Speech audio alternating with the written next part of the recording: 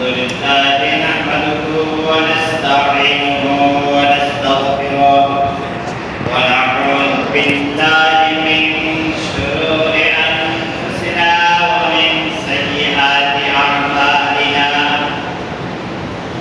من يهده الله فلا مضل له ومن يضلل فلا هادي له ونشهد أن لا إله إلا الله وحده لا شريك له ونشهد أن سيدنا وحبيبنا وسندنا ومولانا محمد أرسل رسوله بالحق بشيرا ونذيرا وداعيا إلى الله بإذنه وسراجا منيرا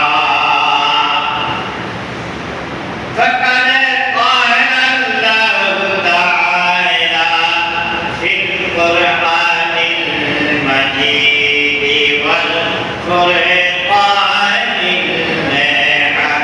الحميد ويشهد أعوذ بالله من الشيطان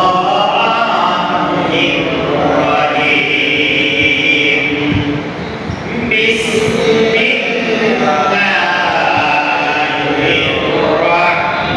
الرحمن الرحيم إن الذين قالوا ربنا الله ثم استقاموا تتنزل عليهم الملائكة ألا تخافوا ولا تحزنوا وأبشروا بالجنة التي كنتم توعدون وقال تعالى بشأن حبيبه إن الله وملائكته يصلون على النبي يا أيها الذين آمنوا صلوا عليه وسلموا تسليما اللهم صل على سيدنا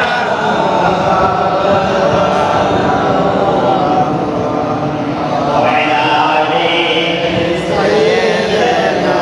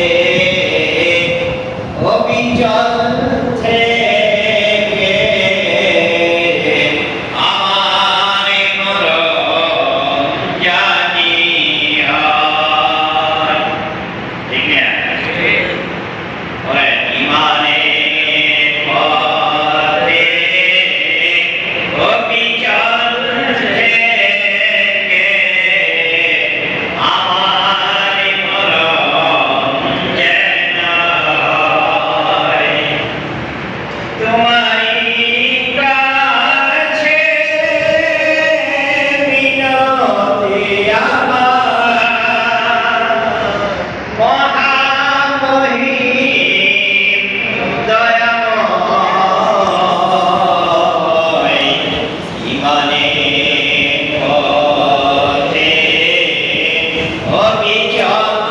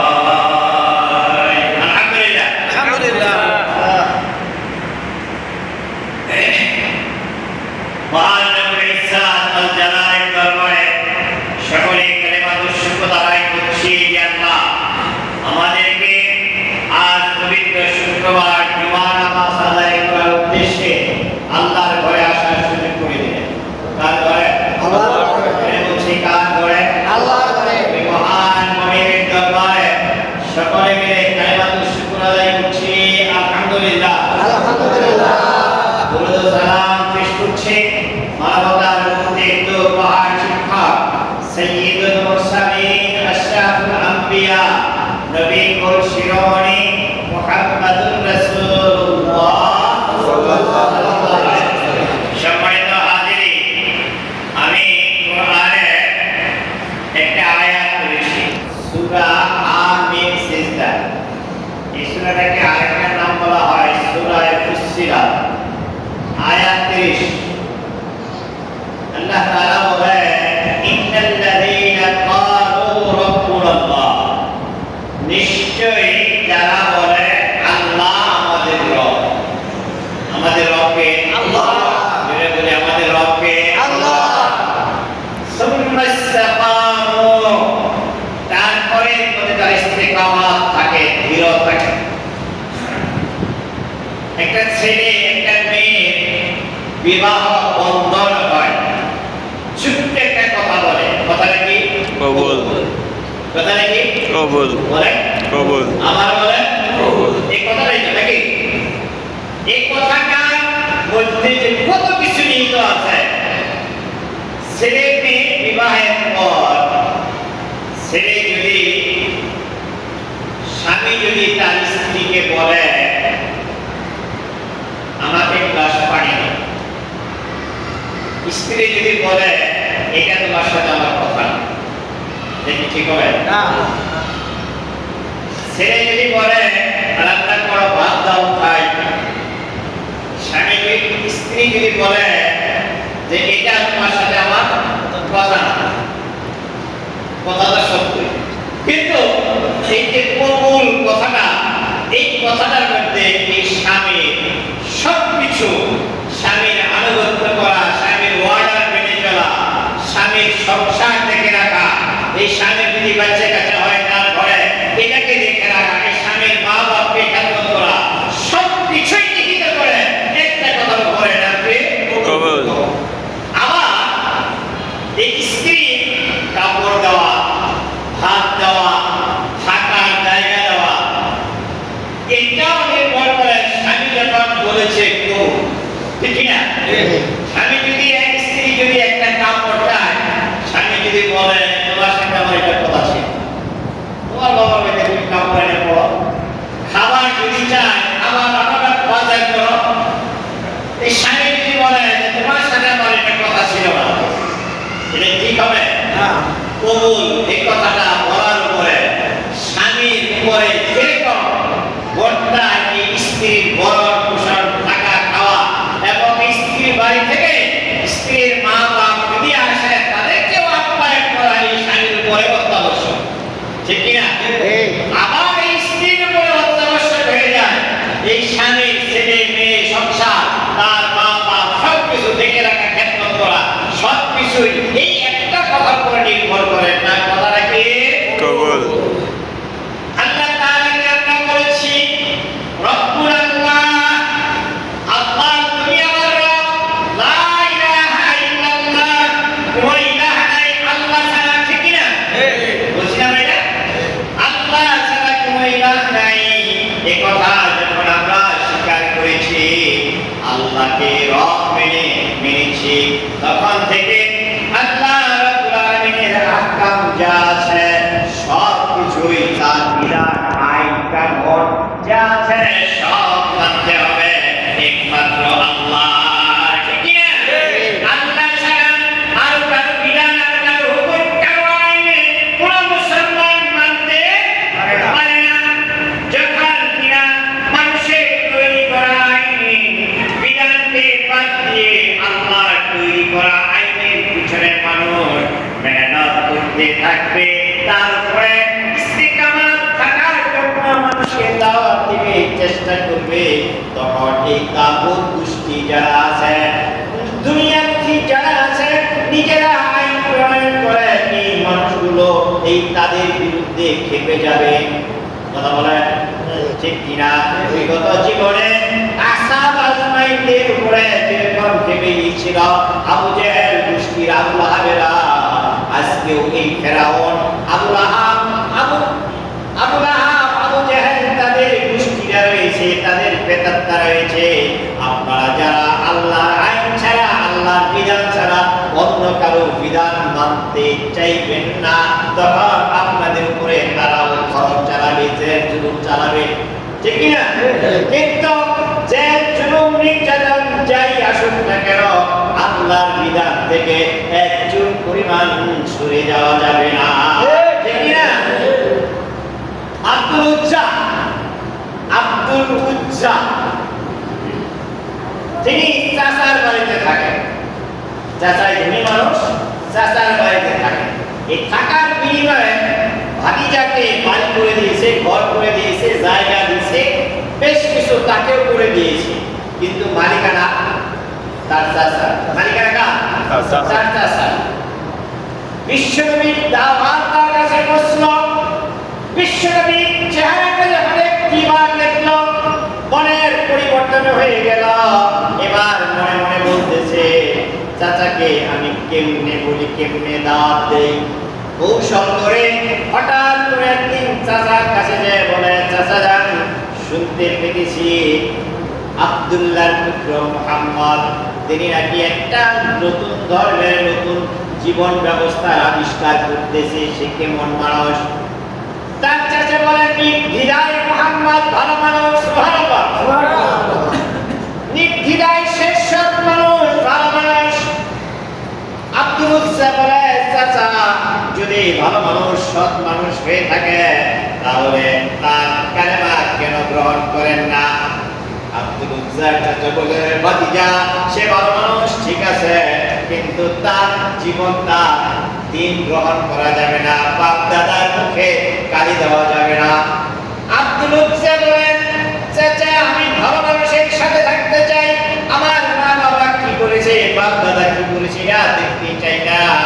আপনি স্বীকার করেছেন মুহাম্মদ ভালো মানুষ, মুহাম্মদের দিন ভালো দিন, আমি আর লুকোচুরি করে আর বিপদে থাকতে চাই না। চাচা আপনার কাছে আমি প্রকাশ করে দিলাম, গ্রহণ করে ফেলেছিলাম, ইলাহা ইল্লাল্লাহু মুহাম্মাদুর রাসূলুল্লাহ সাল্লাল্লাহু আলাইহি ওয়াসাল্লাম। চাচা বলেন, আব্দুল উজ্জা তুমি কি জানো এর পরিণতি কি হবে? আব্দুল উজ্জা বলতেছে, না আমি তো জানি না, বলেন কি হবে? চাচা বলতেছে, তোমার যে বাড়ি ঘর আছে এটা কিন্তু আমার দেয়া। ভাতিজা বলেন, হ্যাঁ আপনার দেওয়া জানি, আপনি আমার বাড়ি ঘর দিয়েছেন, জায়গা জমি বাগান যা আছে সব আপনার দেওয়া, আপনি মালিক, কিন্তু আমাকে ভোগ করতে দিয়েছেন। চাচা বলেন, তুমি যদি মুহাম্মদের দ্বীন কবুল করে নাও, শুনে রাখো আমার বাড়ি ঘর জায়গা জমি যা আছে সব ছেড়ে দিতে হবে। কথা কিন্তু সাদা সাদা করে নিন না, কথা কঠিন, কি বলেন? কঠিন না? ভাতিজা তুমি শুনে নাও, তোমার বাড়ি ঘর জায়গা জমি বাগান যা আছে সব আমার দেয়া, তুমি যদি মুহাম্মদের দ্বীন কবুল করে নাও সব ছেড়ে দিতে হবে। আব্দুল উজ্জা বলে, চাচা গো বাড়ি ঘর জায়গা জমি যা আছে সব ছেড়ে দিতে পারি, মুহাম্মদের দ্বীন ছাড়তে পারি না। আব্দুল উজ্জার চাচা বলে, তোমার যে পরনে কাপড়গুলো আছে এটাও কিন্তু আমার দেয়া। আব্দুল উজ্জা বলেন, কি করা লাগবে? চাচা বলেন, আব্দুল উজ্জা রে, তোমার পরনে যে কাপড় আছে সব খুলে দিতে হবে। এবার এক এক করে সব খুলে দিলেন, পরনে শুধু একটা জায়গা রইলেন। চাচা এবার বলে, আব্দুল উজ্জা তোমার পরনে এখন পর্যন্ত যে জায়গাটা রয়েছে এটা আমার দেয়া। আব্দুল উজ্জা বলে, চাচা গো আমাকে এভাবে বেইজ্জতি করতে যেও না, শুধু জায়গাটা আমাকে দাও, সব রেখে দাও। আব্দুল উজ্জার চাচা বলে, চলবে না, চলবে না, এটাও ছেড়ে দিতে হবে। 20 বছরের জোয়ান মানুষ জায়গাটা পর্যন্ত খুলে দিয়ে চাচার বাড়ি ছেড়ে দিয়ে বললেন, চাচা গো জায়গাটা পর্যন্ত রাখতে দিলে না, তুমি জানো না মুহাম্মদের দ্বীনের মধ্যে কি স্বাদ আছে, জায়গাটা পর্যন্ত ছেড়ে দিয়ে গেলাম, মুহাম্মদের দ্বীন ছাড়তে পারি না। চলে গেলেন মায়ের কাছে। 20 বছরের জোয়ান মানুষ, মা যখন তাকে উলঙ্গ তোমার কি হয়েছে, অবস্থা কেন? আব্দুল উজ্জা জবাব দেয়, মা আমি চাচার কাছে বিশ্বনবীর দিনের দাওয়াত দিয়েছিলাম, তার দিনটা গ্রহণ করেছি বিদায় চাচার বাড়ি ঘর জায়গা জমি কাপড় পর্যন্ত রেখে দিয়েছে। মা আমি তোমার কাছে কিছুই চাই না, আমার লজ্জাস্থানটা ঢাকার মতো এক টুকরো কাপড় দাও, লজ্জাস্থানটা রেখে আমি চলে যাব বিশ্বনবীর দরবারে। সুবহানাল্লাহ। তিনি চলে গেলেন এক টুকরা কাপড় নিয়ে মসজিদে নববীতে যেয়ে দেখেন বিশ্বনবী তাকবীর করতেছে, উগ্র খুশক চুল মাথায় শুধু খাবে অলজ্জাস্থানটার ঢাকার মধ্যে এক টুকরো কাপড় আছে, গায়ে কোনো কাপড় নাই। বিশ্বনবী জিজ্ঞেস করলেন, কে তুমি, কোথা থেকে এসেছ? চোখের পানি ছেড়ে দিয়ে বলেন, ইয়া রাসূলুল্লাহ আমি আব্দুল উজ্জা আপনার দিন গ্রহণ করার কারণে আমার চাচা আমার বাড়ি ঘর জায়গা জমি যা ছিল সব রেখে দিয়েছে, চাচাকে বলেছি সব রেখে দাও, ছাড়তে রাজি, মুহাম্মাদের দিন ছাড়তে রাজি না। ইয়া রাসূলুল্লাহ আমি মক্কা থেকে মদিনা পর্যন্ত পায়ে হেঁটে এসেছি, শুধুমাত্র এক টুকরা কাপড় নিয়ে আপনার কাছে এসেছি, আপনার দরবারে এসেছি, আপনার হাতে আমাকে পড়াইয়া দেন লা ইলাহা ইল্লাল্লাহ মুহাম্মাদুর রাসূলুল্লাহ সাল্লাল্লাহু আলাইহি ওয়াসাল্লাম। বিশ্বনবী তার কালেমা পড়িয়ে দিলেন, তার পাশে বসতে দিলেন, কিছু কাপড় দিলেন, তাকে ওখানে থাকতে দিলেন, কোরআন তেলাওয়াত শিখাতে লাগলেন। মসজিদে নববীতে বসে বসে কোরআন তেলাওয়াত করে, আহলে সুফফা নামে একটা জায়গা আছে, সেখানে বসে বসে চিল্লায়া চিল্লায়া কোরআন পড়ে, সাহাবারা রাসূলের কাছে বিচার দায়ের করে, ইয়া রাসূলুল্লাহ সেদিন থেকে তার নাম দিয়ে দিল আব্দুল উজ্জা বাদ দিয়ে আব্দুল্লাহ। কি নাম হলো?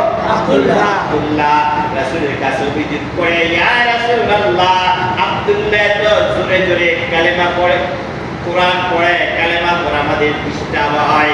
বিশ্বনবী সাহাবাদেরকে বললেন, ও আমার সাহাবারা শুনে রাখো, আব্দুল্লাহকে চিল্লায়া চিল্লায়া কালেমা পড়তে দাও, কোরআন পড়তে দাও, বাধা দিও না। তোমরা জানো না আব্দুল্লাহ ঈমান কত দাম, সে বাড়ি ঘর জায়গা জমি সব ছেড়ে দিয়েছে, বিনিময়ে সে কালেমাটা গ্রহণ করেছে।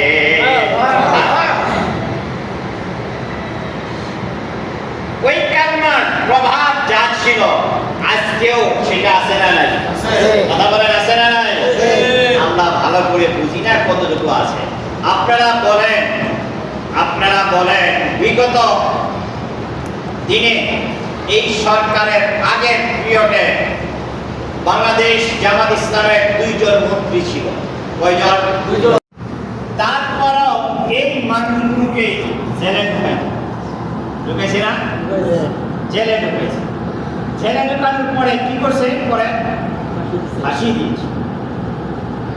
আমিরে জামাত মাওলানা মতিউর রহমান নিজামী সাহেব ফাঁসি দিয়েছে, আলী আহসান মুজাহিদ ফাঁসি দিয়েছে, তারপরে মীর কাসেম আলী সাহেব ফাঁসি দিয়েছে। তাদের 2 টাকা বাংলাদেশের ক্ষতি করেছে এমন রেকর্ড তাদের নাই, আছে? এখন যারা ফাঁসি তাদেরকে দিল, কোন অজুহাতে দিল, কেন দিল?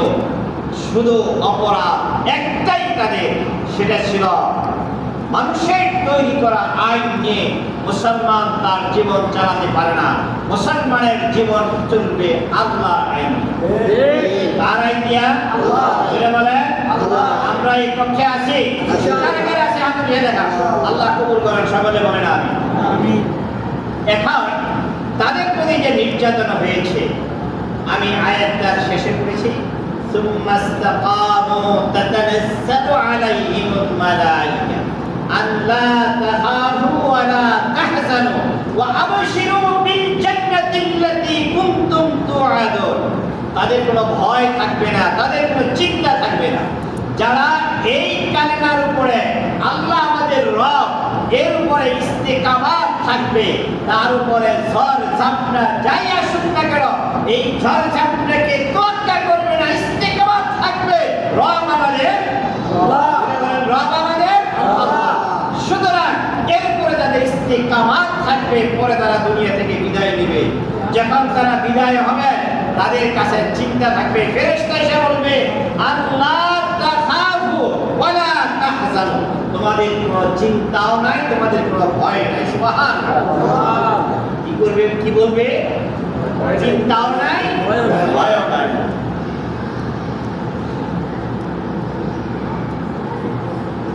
ফাঁসি হয়ে গেছে, আপনারা শুনেছেন 3 ঘন্টা আগে মীর কাসেম আলী সাহেব জিজ্ঞেস করেছেন আমার সময় আর কতটুকু আছে। চিন্তা করবেন, ভালো করে গভীরে চিন্তা করবেন। বলছেন 3 ঘন্টা সময় আছে স্যার। আর প্রহরীরা বলছেন স্যার আপনার 3 ঘন্টা সময় আছে। কয় ঘন্টা? 3 ঘন্টা। 3 ঘন্টা পরে তার কি হবে? ফাঁসি। বলতেছে আমাকে 2 ঘন্টা সময় দাও, আমি 2 ঘন্টা ঘুমাই, 2 ঘন্টা 1 ঘন্টা থাকতে আমাকে ডাক দিও, আমি বের হব। এই মানুষটার ভিতরে যদি ভয় থাকতো ঘুমাতে পারতেন না। বলেন তো আপনারা ঘুমাতে পারতেন? না। বিগত দিনে হানিফ ভাই বলতে পারবে, বিএনপি আরো কেউ আছেন কিনা বলতে পারবে, আমি সহ আমরা যখন দেশে একটা কিছু হতো পুলিশের ডরে রাত্রে ঘুমাতে পারতাম না। ভাই ঠিক বলছি? চিন্তা করতাম কখন পুলিশ আসবে, কখন পুলিশ আসবে, এই ভয়ে ঘুম হইতো না। আর তার 3 ঘন্টা পরে কি ফাঁসি। বলেন বলেন ফাঁসি। ফাঁসি। নির্দ্বিধায় ঘুমিয়ে পড়েন। প্রত্যক্ষদর্শী যিনি তাদের কাছ থেকে শোনা আমাদের কথা, ঘুমিয়ে পড়লেন। ঘুমাইয়া ঠিকই 2 ঘন্টা নিশ্চিন্তে ঘুমাইলেন। ঘুমানোর পরে 1 ঘন্টা থাকতে তাকে ডাক দিলেন। ঘুমের থেকে উঠা উজু করলেন, নামাজ পড়লেন, বললেন চল আমরা রওনা দিই। এভাবে রওনা দিলেন যেমন মনে হইতেছে নতুন জামাই তার শ্বশুর বাড়ি। তাদের কাছে অলরেডি খবর এসে গেছে, রাত তাখাফু ওয়ালা তাহজানু, চিন্তা করো না, ভয় করো না। এই এলাম যদি তাদের কাছে না আসতো তাহলে এই মানুষটা ঘুমাতে পারত না। এখানে রাখলাম কথা, আরেকটু আসতেছে। আল্লাহ যারা দিনের উপর ইস্তেকামাত থাকবে তাদেরকে আল্লাহ তাআলা শুধু আখিরাতেই সুখ স্বাচ্ছন্দ্য নিরাপত্তা দিবেন এমন নয়, দুনিয়াতেও কিছু দেয়। কথা বলেন ঠিক কিনা?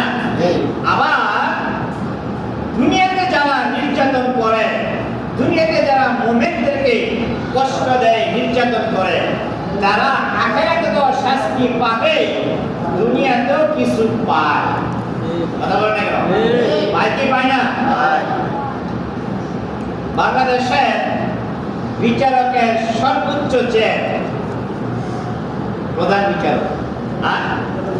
বলেন বলেন বলেন না আপনারা?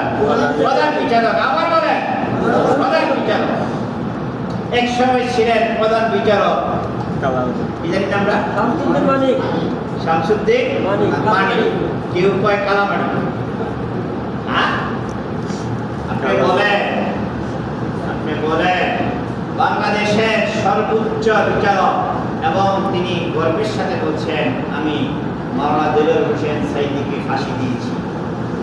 এই গর্বের সাথে বলার কারণে আল্লাহ তাআলা আখিরাতে তো তার বিচার করবেনই, কবরে গেলে বিচার করবেনই, দুনিয়া থেকেও তার বিচার শুরু করে দিয়েছে। ঠিক না? দুনিয়াতেও তার বিচার শুরু করে দিয়েছে। লক্ষ লক্ষ টাকা তার, ঢাকায় কত বাড়ি, 900 বিঘা জমি তার। পত্রিকায় এসছে, খবর এসছে। কয় বিঘা? 900 বিঘা। বলেন 900 বিঘা জমি। মা আগানা আন্নি মালিয়া, আল্লাহ বলেন যে তাদের সম্পদ তাদের কোনো কাজে আসবে না। হালাকা আন্নি সুলতানিয়া, হামেশা বলেন না কেন? হালাকা আন্নি সুলতানিয়া, তাদের ক্ষমতা, তাদের রাজত্ব তাদেরকে ধ্বংস করে দিয়েছে। এবার দেখেন মিলাদ। মিলাদ আল্লাহর কোরআন বাস্তবতার সাথে মিলাদ। মিলাদ দরকার আছে না আমাদের? এখান থেকে কিছু শিক্ষা আমাদের নিতে হবে। যার আঙ্গুলের ইশারায় কোর্ট কাছারি সব চলেছে, চলে নাই? আঙ্গুলের ইশারায় আইন মন্ত্রী, আইন প্রণেতাই তিনি বাংলাদেশের মানসিক তৈরি করা। সে এখন পুলিশের কাছে হাত করা রিমান্ডে দিয়ে আছে। কি বলেন? এটা তো থাকার কথা ছিল না।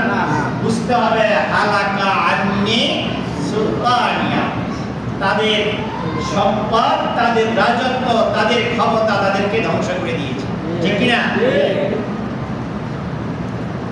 শিক্ষামন্ত্রী, সাবেক শিক্ষামন্ত্রী দীপমণি, ডক্টর দীপমণি জানতে পারি এই যে নোট বই দেয় না, নোট বই, যারা শিক্ষা ব্যবস্থার সাথে আছে তারাই এটা জানে। নোট বই, ডায়েরি, সাজেশন যারা করে, যে কোম্পানিগুলো করে, এই কোম্পানিগুলো, আমি তো মাদ্রাসার প্রিন্সিপাল, সুতরাং প্রত্যেকটা প্রতিষ্ঠানের প্রধানদেরকে, শিক্ষকদেরকে একটা ডোনেশন দিয়ে দেয় বিভিন্ন লাইনে। জন্য সংখ্যা এই ডোনেশনটা দেওয়ার অর্থ হলো যে আমার কোম্পানির সাজেশন, আমার কোম্পানির নোট আপনি চালাবেন। এই অনেক জায়গাতে আমরা যারা প্রিন্সিপাল, হেডমাস্টার আমরা আছি, আমরা যদি এই টাকা খাইয়া, ভালো করে কথাটা নেবেন, ভালো করে কথাটা নেবেন, আমরা যদি টাকা খাইয়া মানসম্মত বই, মানসম্মত জিনিস ছাত্রদের কাছে না দিই, তাহলে এই জাতি কি ভালো শিক্ষা পাবে? তাহলে প্রথম ধাপ আমি গতি করলাম। আমরা যারা প্রিন্সিপাল আছি, আমরা অনেকে এই লাইব্রেরিয়ানদের কাছ থেকে টাকা নেওয়া, এটা শিক্ষা ব্যবস্থাকে ধ্বংস করার একটা চেষ্টা করছি। কিন্তু লাইব্রেরিয়ানরা প্রতি বছর এই ডাক্তার দীপমণিকে 1 কোটি টাকা দিয়েছে। 1 কোটি টাকায় শিক্ষা ব্যবস্থাটাকে ধ্বংস করে দিয়েছে।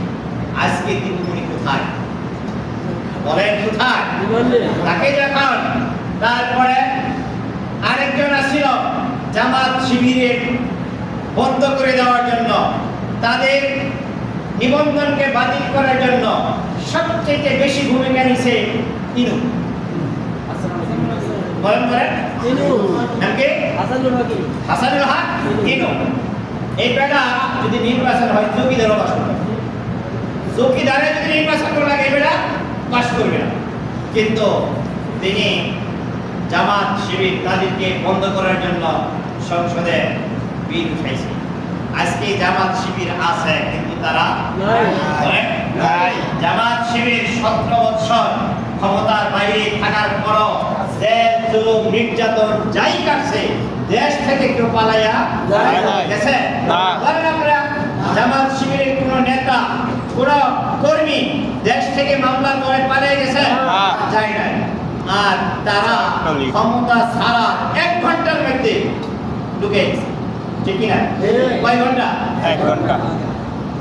আল্লাহ রাব্বুল আলামিন এই কথাটা বলেছেন আখিরাতের জন্য, হালাকা আন্নি সুলতানিয়া, তাদের রাজত্ব, তাদের ক্ষমতা, এই তাদেরকে ধ্বংস করে দিল এই দুনিয়ায়। আখিরাতে তাদের হবে, এই দুনিয়াতেও তারা বেজ্জতি, লাঞ্ছিত হতে যাচ্ছে। কথা বলেন ঠিক না? এখন এখান থেকে আমাদের করণীয়, আমাদের করণীয় হলো এখন দেশের অবস্থা ভালো। আল্লাহর দ্বীন মানতে গেলে, আল্লাহর আইন বাস্তবায়ন করার আন্দোলন গেলে এখন আর কোনো জেল জুলুম নাই। আছে নাকি? জেল জুলুম নাই। কিন্তু কোন স্বার্থের জন্য, দুনিয়াবি কোন স্বার্থের জন্য যদি আমরা দিন আন্দোলনের, কোরআন আন্দোলনের কাজ না করি, আসরের ময়দানে আল্লাহর কাছে আমার আপনার জবাব দেওয়া লাগবে। সেখান থেকে ছুটার কোনো কায়দা পাওয়া যাবে না। কথা বলেন ঠিক কিনা? আমার জেল জুলুম যাই আসুক না কেন, হাসরের ময়দানে বিশ্ব নবীর সুপারিশ ছাড়া কেউ জান্নাতে যেতে পারবে না। কেউ জান্নাতে যেতে পারবে না। সুতরাং তার সুপারিশ যদি পেতে হয়, তার সুপারিশ নিয়ে যদি আমাদের জান্নাতে যাওয়া লাগে, তার আদর্শ মানা দরকার আছে না নাই? আল্লাহ রাসূলের আদর্শ ছাড়া অন্য কারো আদর্শ মানার কোনো সুযোগ মুসলমানের নাই। কথা বলেন ঠিক কি না? হযরত বিলাল রাদিয়াল্লাহু তাআলা আনহু, হযরত বিলাল রাদিয়াল্লাহু তাআলা আনহু হাবশী গোলাম। পৃথিবীতে কালো মানুষের যত বর্ণনা আছে, চেহারা বিস্তৃত কালো, তিনজনের কথা আছে। একজন হলো লুকমান হাকিম, তিনিও খুব কালো কুশ্রী ছিলেন। আরেকজন হলো বিলাল রাদিয়াল্লাহু তাআলা। আরেকটা কি ভুলে গেছি কেন? যা হোক, বিলাল রাদিয়াল্লাহু তাআলা আনহু একজন কালো মানুষ, কিন্তু আল্লাহর কাছে তার দাম অনেক বেশি। সুবহানাল্লাহ। আপনি বলেন তো, আল্লাহর কাছে তার এত দাম হলো, এত মর্যাদা হলো টাকার কারণে না, পয়সার কারণে না, ক্ষমতার কারণে না, কিসের কারণে? আল্লাহকে মানার কারণে, রাসূলকে নেতা মানার কারণে। সুবহানাল্লাহ। ঠিক কি না? তিনি যখন ঈমান গ্রহণ করলেন, উমাইয়া বিন খালফ তার গোলাম ছিল। বলল, বিলাল, মুহাম্মাদের কালেমা ছেড়ে দাও। বিলাল বলেন যে না, ছাড়া যাবে না। তিনি শাহাদাত আঙ্গুলের মতো বেদ দিয়া, 20-22 বছরের যুবক দিয়া জামাগুলো খুলে দিয়ে তাকে পিটাইল। যদি 20-22 বছরের একটা যুবক, একাধিক যুবক এই লাঠি দিয়া খালি গায়ে পিটায়, আপনারা বলেন শরীরের অবস্থা কি হবে? আপনারা কি বুঝতে পারতেছেন? একের পর এক নৌজন দিয়ে তাকে পিটানো হয়েছে। শরীর যখন ক্ষত বিক্ষত হয়ে গেছে, রক্তে রঞ্জিত হয়ে গেছে, বিলালকে বলেছে, তোমার কি এখনো মতের পরিবর্তন হয় নাই? বিলাল জবাব দিয়েছে, তুমি শুনে রাখা, আমাকে পিটাইয়া জান নিতে পারো, আমার জানটা চলে যেতে পারে। আল্লাহকে রব মেনেছি, রাসূলকে নেতা মেনেছি, এর থেকে আমাকে দিন পরিমাণ সরাতে পারবে না। উমাইয়া বললেন, নওজোয়ানদেরকে তাকে বাঁধো। বিলালকে বাঁধা হলো। দুই হাতে 2টা পাথর বাঁধা হলো, 2 পায়ে 2টা পাথর বাঁধা হলো। উত্তপ্ত রৌদ্রের মধ্যে কালোর ভূমির মধ্যে চিত করে শোয়াইয়া দেওয়া হলো। সারা শরীরে পেটের আঘাতে রক্তে রঞ্জিত। উপরের দিকে তাকাইলে সূর্যের আলো তার কপালে পড়ে, তার চোখে পড়ে। চারদিকে 4টা পাথর দিয়ে তাকে শুয়ে রেখেছে। হাত নাড়তে পারে না, পাও নাড়তে পারে না, মুখে একটাই কথা, আহাত আহাত আহাত। সন্ধ্যার সময় উমাইয়া তিনি তার নেতাদেরকে, তার লোককে বিলালের কাছে পাঠাইয়া শুনতে চেয়েছে, জানতে চেয়েছে বিলালের মতের কোনো পরিবর্তন হয়েছে কিনা। প্রস্তাব দাও, বিলালকে বলো, তিনি যদি আল্লাহকে রব মানা থেকে, মুহাম্মদকে নেতা মানা থেকে বিরত চলে আসে, আমার রাজত্বে, আমার সংসারে যা আছে অর্ধেক তাকে দিয়ে দিব, আর এই আযাব থেকে ছেড়ে দিব। বিলালকে প্রস্তাব দেওয়ার পরে বিলাল জবাব দেয়, এ কাফের মুশরিক বেঈমানেরা, তোমরা শুনে রাখো, তোমরা তো দেখতেছ আমাকে চিৎ করে শোয়া রাখা আমার জানটা নিতেছ। 1000 জান থাকলে 1000টা জান আল্লাহর রাস্তায় বিলীন করে দিব। আল্লাহ রাসূলের পথ থেকে একদিন পরিমাণ আমি বিলাল সরে যাব না। আল্লাহু আকবার। আজকে তার নিদর্শন দেখিয়ে দিয়েছেন বাংলার জমিনে অনেক ইসলামী আন্দোলনের কর্মীরা। ঠিক কিনা? আমি যখন জেলে ছিলাম আমার সাথে বেশ কিছু লোক ছিল বাংলাদেশ জামাত ইসলামের। আমাকে কয়েকজন আমার মধ্যে আলেম হিসাবে অনেকেই সম্মান দিয়েছে, ইজ্জত দিয়েছে।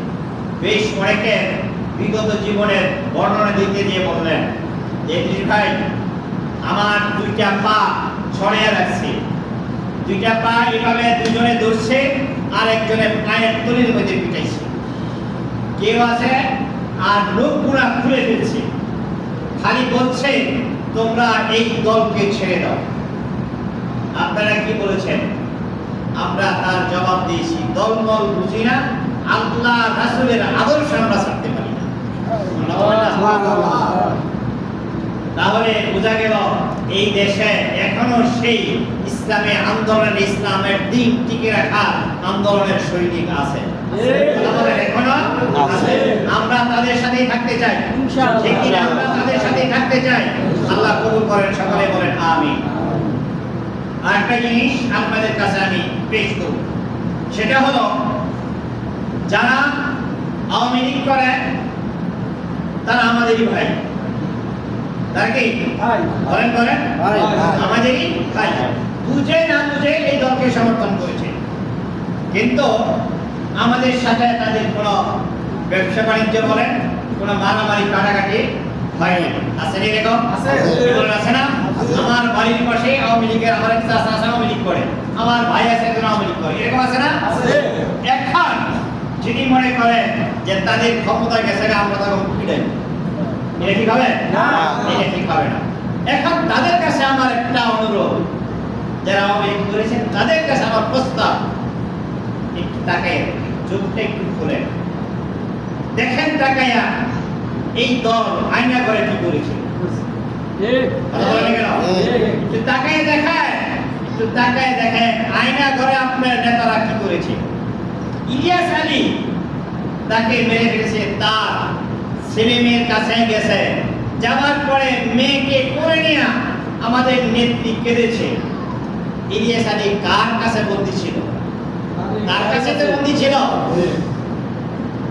মুখে একটা অভিনয়, ঠিক কিনা? আল্লাহ ধরছেন, এখন আল্লাহ ধরছে না? একটা সময় বাংলাদেশের কোরআনের পাখি বলতে বলেছিলেন ইন্দুরের গাতাও খুঁজে পাবে না পড়ানোর জন্য, ঠিক কিনা? হয়েছে কিনা?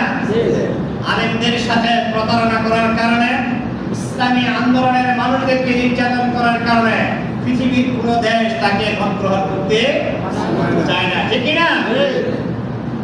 আল্লাহ তাআলা যারা যে অপরাধ করেছে তাদের ন্যায্য বিচার যেন আল্লাহ তাআলা এই দেশে করে এবং মানুষ যেন দেখে যেতে পারে, কি করে, ঠিক না? আমরা সবসময় এই দোয়াটা করতাম, আমি বিশেষ করে আল্লাহ, আমরা জানি এক সময় কোরআনের দলের মানুষ শান্তিতে ঘুমাতে পারবে, এই জালেমের পতন হবে আমরা জানি। আল্লাহ তুমি দুটো চোখে একবার দেখবার শুরু করে দিও। এদেশের মানুষ হতাশায় পড়ে গিয়েছিল, আমি কি ঠিক বলছি? হতাশায় পড়ে গিয়েছিল, মানুষ বলছে এই জালিমের আর পতন হবে না। তারা 5 তারিখের 12টায়ও জানতো না যে তাদের পা এভাবে পিছলে যাবে, কিন্তু আল্লাহ তাআলা বহু মানুষের চোখের পানি দেখেছে, গ্রহণ করেছে। সম্মানিত ভাইরা, বিগত জীবনে সাহাবা আজমাইন যেভাবে নির্যাতনের শিকার হয়ে আল্লাহ তাআলা তাদেরকে সুদিন দিয়েছে, তারা যখন সুদিন দিয়েছে তারা বলছে ইদা জান নাস ওয়ারাইতান নাস ইয়াদখুলুনা ফি দীনিল্লাহি আফওয়াজা ফাসাব্বিহ বিহামদি রাব্বিকা ওয়াস্তাগফির। যখন সুদিন আসছে তারা আল্লাহর তাসবিহ করেছে আর আল্লাহর কাছে ইস্তেগফার করেছে। আমাদের এখন সুদিন, ঠিক কি না? আমরা আল্লাহর তাসবিহ বেশি বেশি করব, তার মানে আল্লাহর ইবাদত বেশি বেশি করব, আল্লাহর কোরআনকে আল্লাহর জমিনে কায়েমের এখন আন্দোলন করব, চেষ্টা করব। রাজি আছি আমরা ইনশাআল্লাহ? আল্লাহ কবুল করেন, সবাই বলেন আমিন। এই পৃথিবীতে বেশি দিন থাকা যাবে না, এই পৃথিবীতে বেশি দিন থাকা যাবে না। এই যে আমি যে আছি, আমার যে দাড়িগুলো আছে, আমার কি দাড়ি এরকম সাদা ছিল? কথা বলেন না কেন? এই যে ভাইয়ের মতন কালো ছিল, এই ভাইয়ের মতো আমার দাড়িগুলো কালো ছিল। এই যে এক ভাই আছে, আরেক ভাই আছে, কিন্তু এখন কি কালো আছে? এটা সাদা হচ্ছে কার হুকুমে? এটা বলে আল্লাহর হুকুমে। এই যে আমার এক মুরব্বি আছে, কে মুরব্বি? দাড়ি কি এরকম সাদা ছিল? এই সময় কালো ছিল। চশমা চোখে দিয়েছি, চশমা ছাড়া পড়তে পারি। আপনি কি চশমা লাগে? লাগে। কিন্তু আমার লাগে লাগে। আমার চোখ, আমার দাড়ি হুকুম মানে কার? আল্লাহ। জোরে বলেন আল্লাহ। আমার বলেন আল্লাহ। আমার বডি হুকুম মানে কার? আল্লাহ। সুতরাং আমার বডি আমার আল্লাহর হুকুম মানে। আমাকে যে স্বাধীনতা দিয়েছে, শয়তান আমার আপনার পিছনে ঘুরছে, সেই শয়তানকে বাদ দিয়ে, শয়তানের বিধিবিধানকে বাদ দিয়ে আমার আপনারও আল্লাহর হুকুম মানা দরকার। ঠিক না? ঠিক। বলেছেন, ফাআম্মা মান খাফা মাকামা রাব্বিহি ওয়া নাহান নাফসা আনিল হাওয়া ফাইন্নাল জান্নাতা হিয়াল মাওয়া। পৃথিবীর মানুষ, তুমি শুনে রাখো, তুমি যদি আল্লাহর সামনে আসতে হবে, এই ভয় করে তোমার জীবনটা চালাও, তাহলে তুমি শুনে রাখো, আমি আল্লাহ দুনিয়া থেকে বিদায় নেওয়ার সাথে সাথে তোমাকে সুন্দর জান্নাতের ব্যবস্থা করে দেব। আম্মা মান তাগা ওয়া সারাল হায়াতাদ দুনিয়া ফাইন্নাল জাহিমা হিয়াল মাওয়া। পক্ষান্তরে যে মানুষ নফসের দাবিদারি করে, আছে নাকি মানুষ নফসের দাবিদারি করে, তাগুতের অনুসরণ করে। তাগুত কাকে বলে একটু বুঝেন। কাফের হলো, ভালো করে সংজ্ঞাটা বোঝেন, কাফের হলো যে আল্লাহকে মানে না, অস্বীকার করে। সে কি? কাফের। তাহলে বলে কাফের। যে আল্লাহকে মানে না, অস্বীকার করে, সে কি? কাফের। আর যে আল্লাহকেও মানে, আবার আল্লাহর সাথে অন্য কাউকেও মানে, আল্লাহকেও মানে আবার অন্য আল্লাহর সাথে অন্য কাউকেও মানে, তাহলে কয় কি? মুশরিক। তাহলে কি কয়?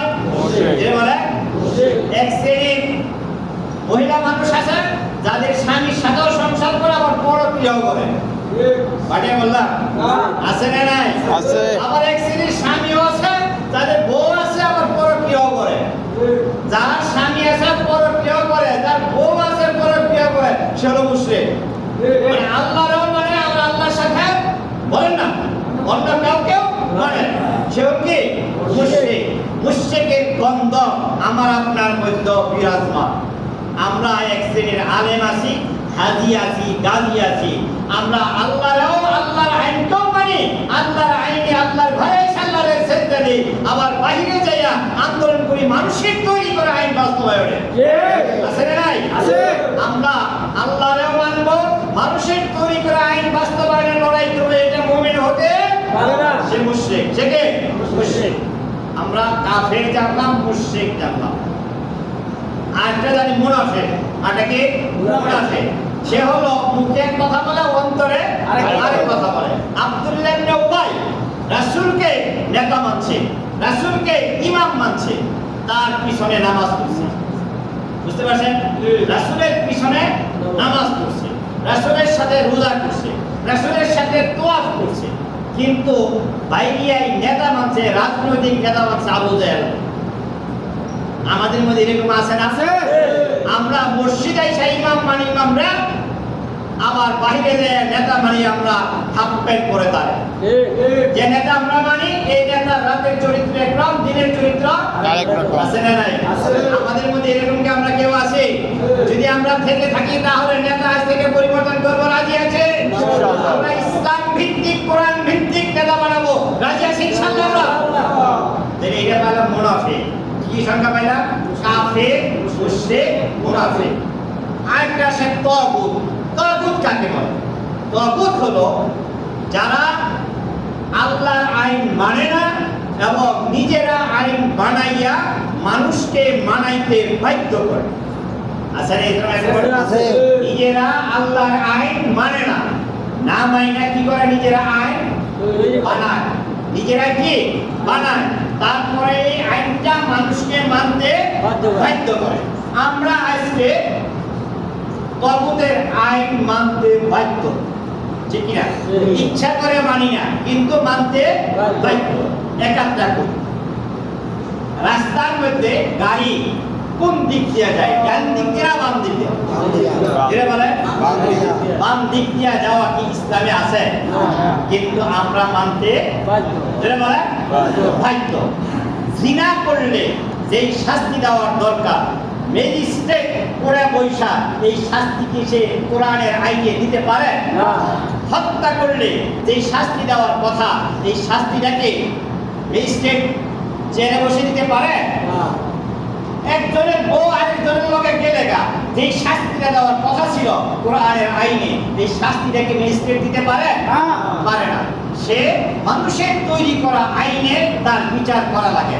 এটা বাধ্য হয়েছে সরকার এই আইন করে দেওয়ার কারণে, তাহলে সে কি তাগুত।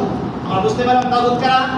فأما من طغى وأثار الحياة الدنيا, যে ব্যক্তি তাগুতের অনুসরণ করে, ক্লিয়ার আপনারা কথাটা ক্লিয়ার, যারা তাগুতের অনুসরণ করে আর নফসের তাবেদারি করে, নফস যা চাই তাই করে, আল্লাহ বলেন ফা ইন্নাল জাহিমা হিয়াল মাওয়া।